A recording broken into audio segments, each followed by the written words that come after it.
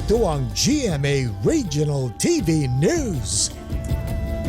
Isang insidente ng gas and run ang nahulikam sa El Salvador, Misamis Oriental. Sa mga larawang galing sa CCTV ng gasolinahan, kita po ang paghabol ng gas attendant sa itim na sasakyang tumakas matapos magpa-full tank. Mahigit 57 litro ng diesel ang pinakarga ng driver.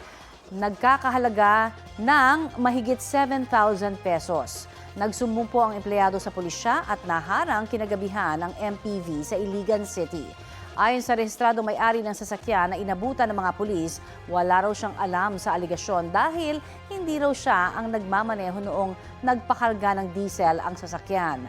Ayon sa pulisya, nagkaareglo na ang may-ari at gas attendant matapos bayaran ang ikinargang diesel.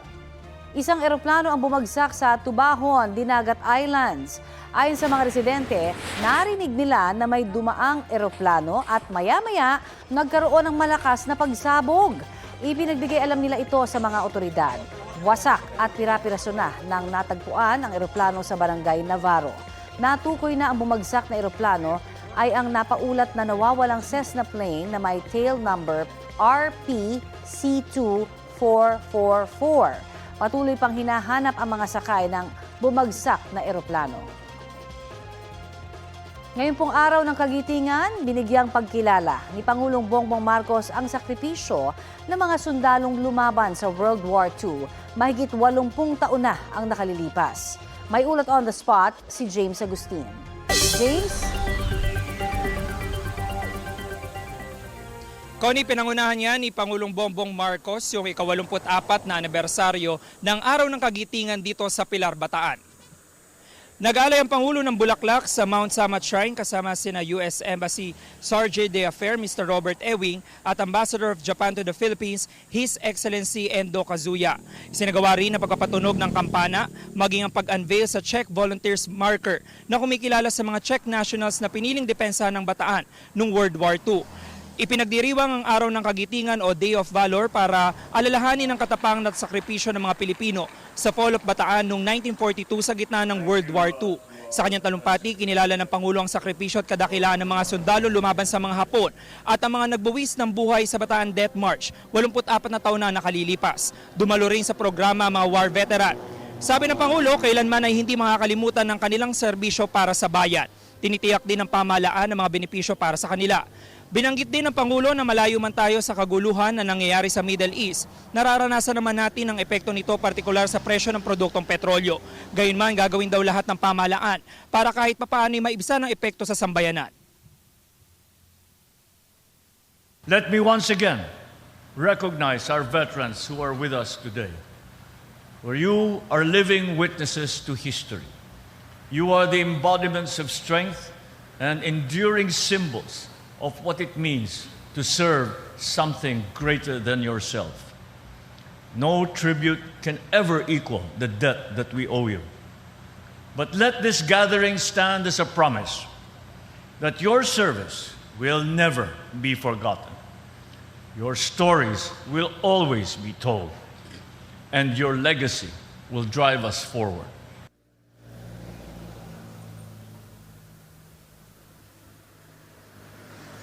Samantala, Connie, matapos yung programa ay agad din naman umalis ang Pangulo at hindi na siya nakapanayam ng media. Yung manilitas mula po rito sa Pilar, Bataan. Connie? Maraming salamat, James Agustin. Nakikiisa rin si Vice President Sara Duterte sa paggunita sa ika-84 na araw ng kagitingan. Pinangunahan ni Duterte ang commemoration ceremony sa Davao City kaninang umaga. Ang kanyang mensahe, sumentro sa sakripisyo ng mga Pilipinong bayani na lumaban sa Bataan noong panahon ng mga Hapon. Pagpapakita raw ito ng tunay na pagmamahal sa sariling bayan.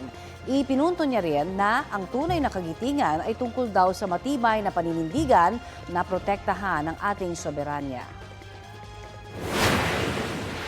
Ang anumang pagtatangka ng mga banyagang institusyon na manghimasok sa ating hustisya ay isang tuwirang hamon sa kalayaang ipinaglaban ng ating mga bayani sa Bataan.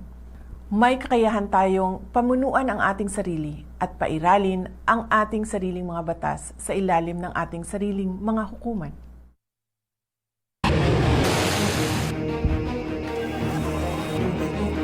Apektado na ng giyera sa Middle East ang transportasyon ng mga gamot sa Pilipinas ayon sa Pharmaceutical and Healthcare Association of the Philippines.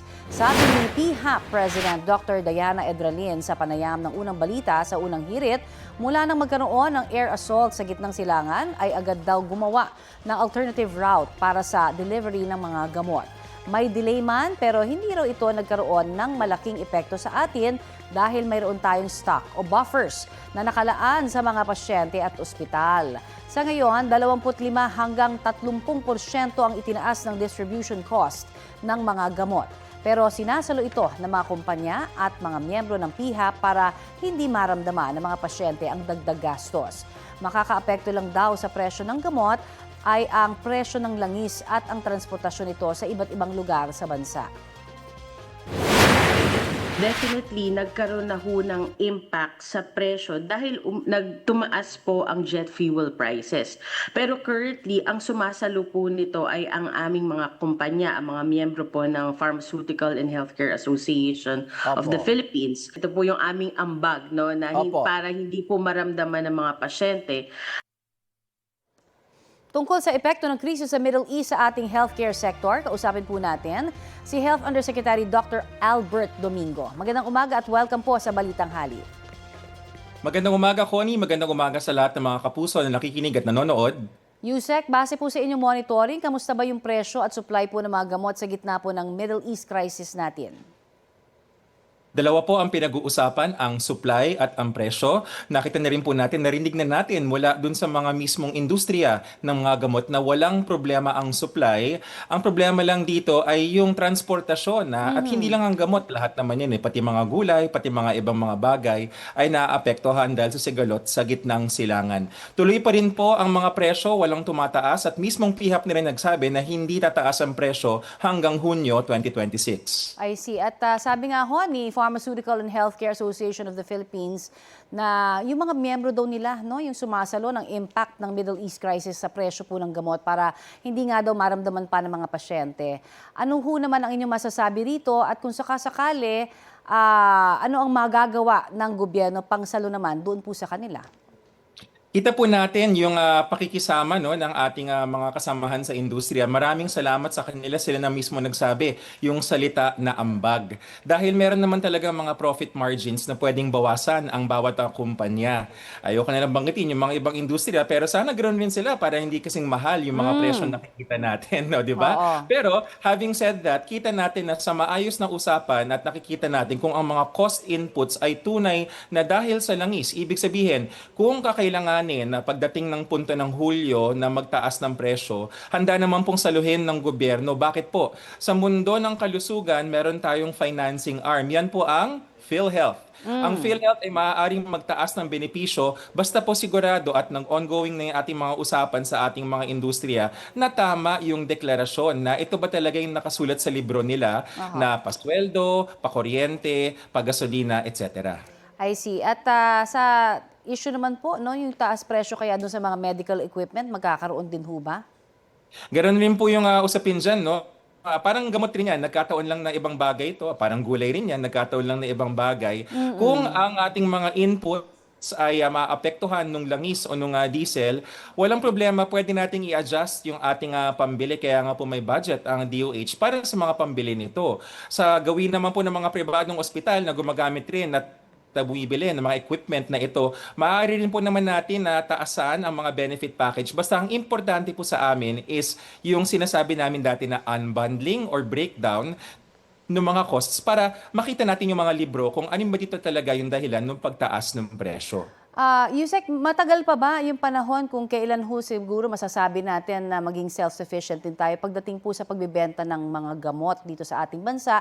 Tulad na lamang ho ng India halimbawa, hindi rin naman sila ganun kayaman na bansa pero sa kanila ho nagagawa nilang murang-mura na maibenta yung kanilang mga gamot doon.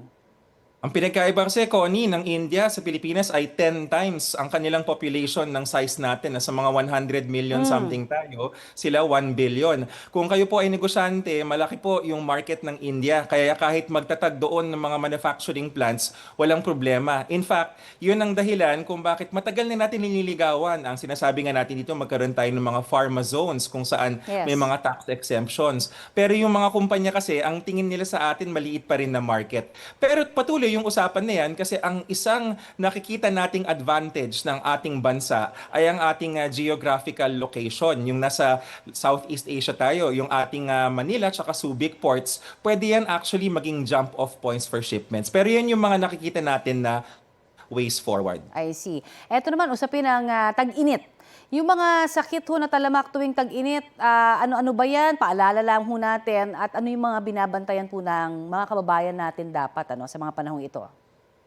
Tama, Connie. Ang pinakaayaw natin mangyari ay tayo mahimatay, mawalan ng malay o kaya mangisay dahil sa sobrang init at dehydration. Yung binanggit ko po is yung ating heat stroke. Yan yung pinakadelikado sa lahat. Pero ang sumusunod dyan na hindi ganun kadelikado, yung sinasabi na heat exhaustion saka yung ating heat cramps. Ang pag-iwas po doon ng tubig, 8 to 10 glasses of water per day, 2.5 liters sa total para hindi tayo matuyuan.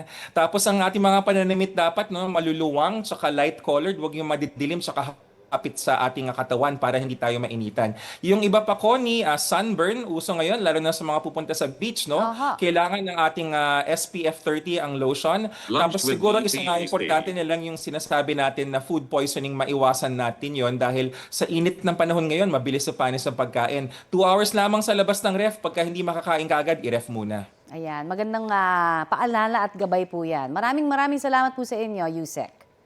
Salamat rin, Connie, at magandang umaga. Yan po naman si Health Undersecretary Dr. Albert Domingo. Samantala, humigit kumulang 5,000 mangingisda na miyembro po ng isang grupo ang tumigil na raw sa kanilang hanap buhay dahil sa serye ng mega oil price hikes. May ulat on the spot si Darlene Kai. Darlene? Connie, nasa kalahati raw ng 10,000 miyembro ng Pangisda Pilipinas, isang grupo ng mga mangingisda ang tumigil na sa pagpalaot dahil sa sobrang mahal ng mga produktong petrolyo. Ayon kay Pablo Rosales, ang tagapangulo ng Pangisda, humigit kumulang 5,000 miyembro nila sa buong bansa ang naghahanap na lang ng ibang pagkakakitaan dahil sa mahal na diesel at gasolina. Ang isang container halimbawa ng gasolina na dati ay 250 pesos lang, ngayon umaabot na ng 500 to 600 pesos. Ang mga nagsusubok pa rin mangisda, wala na raw na iuuwing kita dahil kakaunti rin ang nahuhuli. Hindi kasi sila makalayo dahil nga sa kakaunting langis. Kaya yung mga mangingisda na nakausap namin sa Cavite City, kung hindi nangangalakal o nagbobote, nagtatricycle at construction na muna. Sabi pa ng iba, ibinibenta na raw nila ang kanilang mga bangka kaysa sa tuluyang masira at matuyo ang mga ito. Sana raw mabigyan din sila ng ayuda, sabi ni Rosales. Hanggang ngayon kasi wala pa raw balita kung kailan sila makakatanggap ng assistance o kahit fuel subsidy mula sa pamahalaan. Sinusubukan pa ng GMA News na kumuha ng karagdagang pahayag mula sa DA o Department of Agriculture at sa Bureau of Fisheries and Aquatic Resources o BFAR. Pero sa pagdinig sa Senado kahapon, sinabi ng DA na nakikipagpulong na sila sa isang grupo o sa ilang grupo ng mga mangingisda. Para raw sa municipal fishing sector, maaari silang magbigay ng direktang financial assistance para sa langis. Para naman sa commercial sector, ang pinag-uusapan daw ngayon ay ang pagbibigay ng direktang subsidiya para sa kada kilo ng isda na mahuhuli. Pero sabi ng mga mangingisdang nakausap ko sa Cavite City, sana raw ay bilisan na at makatanggap na sila ng ayuda. Yan ang latest mula rito sa Cavite. Balik sa iyo, Connie. Maraming salamat, Darlene Kai. Nagsimula na ang pamamahagi ng cash aid ng gobyerno sa mga tricycle driver sa iba't ibang bahagi ng bansa. Mahigit 2,000 tricycle driver sa Dagupan, Pangasinan ang nakatanggap ng 5,000 pisong ayuda ng DSWD. Nagkaroon din po sila ng pagkakataon na makabili roon ng 20 pisong kada kilo ng bigas. Namigay na rin ng 5,000 piso sa mga tricycle driver dyan sa San Carlos, Pangasinan. 17,000 tricycle driver naman ang nakatanggap sa Cabanatuan, Nueva Ecija. May pamamahagi rin po sa iba pang bahagi ng Hilagang Luzon kasama ang La Union at Ilocos provinces. Sa Visayas, na ipamahagi na rin ang cash aid sa halos 600 tricycle driver sa Cebu City. Plano ng ilan sa kanila, ipambili ito ng isang sakong bigas at ang natitira ay para sa pagpapakarga ng gasolina. May ilan namang nasa listahan sa Lapu-Lapu, Cebu ang inalis matapos mapag-alamang double entry. May ilan ding hindi nabigyan dahil wala palang driver's license. Humihiling naman ng pangalawang batch ng pamamahagi ang ilang tricycle driver na hindi rin nakatanggap ng ayuda sa Talisay, Cebu. Sa Mindanao, hindi naman nabigyan ng ilang tricycle driver sa Davao City dahil wala raw sila sa listahan. Ayon sa City Social Welfare and Development Office, mahigit 400 ang nasa master list at ipinagbigay alam nila ito sa pamamagitan ng text messaging. Pero ang ilan daw sa nakatanggap sa text ay wala rin sa master list.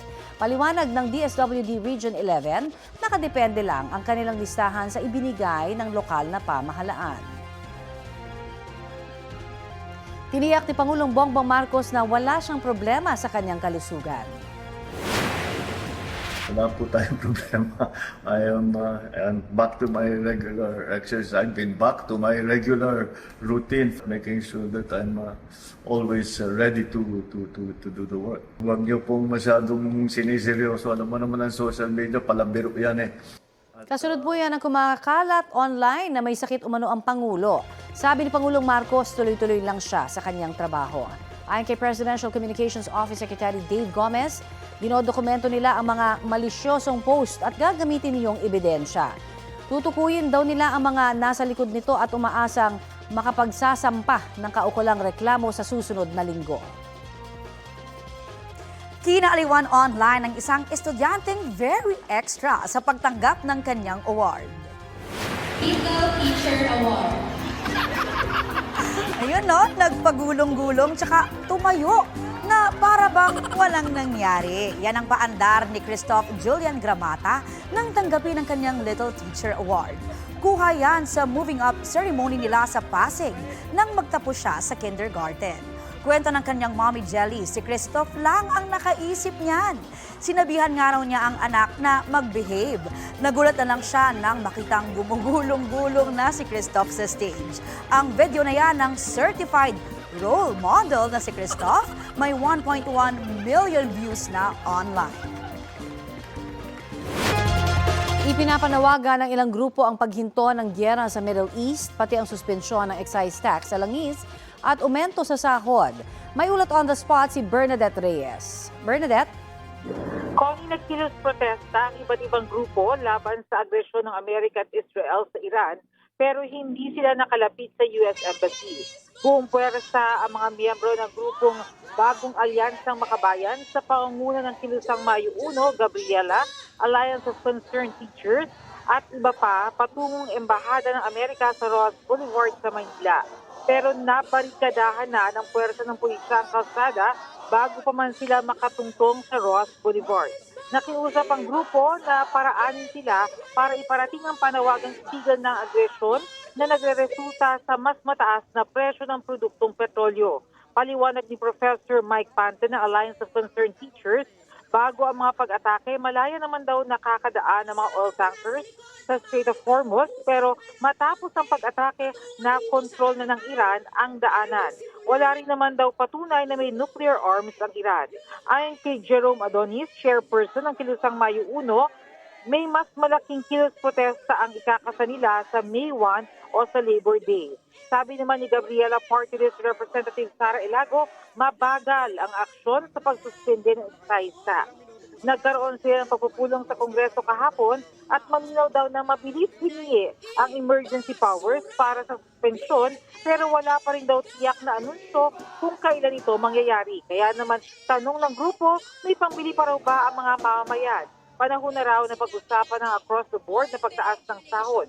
1,200 pesos kada araw ang living wage na ayon sa grupo ng mga manggagawa. Bago mag-alas 11 na umaga, payapang nag-disperse ang grupo. Wala pang pahayag ang US Embassy sa mga ipinunto ng mga nag-rally. Connie? Maraming salamat, Bernadette Reyes. Kahit simple at maliit na paraan, makatutulong tayo sa ating kapwa. Yan ang pinutunayan ng dalawang taga Cebu City. March 31 nang mamahagi ng libreng tanghalian sa mga tsuper sina Yus Cooper Ramayana Rojas at Ira Ortiz. Kwento nila, ginawa nila ito para mapagaan ang kalbaryo ng mga tsuper sa patuloy na taas presyo sa petrolyo. Marami namang netizen ang naantig sa kabutihang loob na ipinakita ng dalawa sa mga tsuper.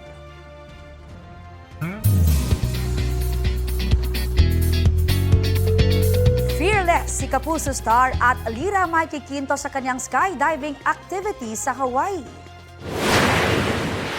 What are we doing today? Skydiving! Let's go! Bago mag-skydiving, may selfie video pa si Mikey kasama ang ilang kaibigan. Kita ang kanyang excitement at happiness.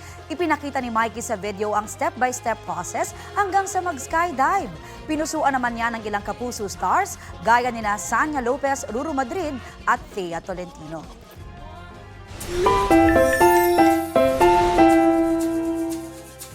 Eto naman, paandar po ang request ng isang estudyante sa kanyang mga magulang para sa celebration ng pagtatapos niya sa kindergarten. Bukod kasi sa handa, gusto niya raw ng may tarpaulin. Ayan o, congratulations for passing the kindergarten! Yan ang todo effort na celebration para sa pagtatapos ng estudyanteng si Iles J. Dologin.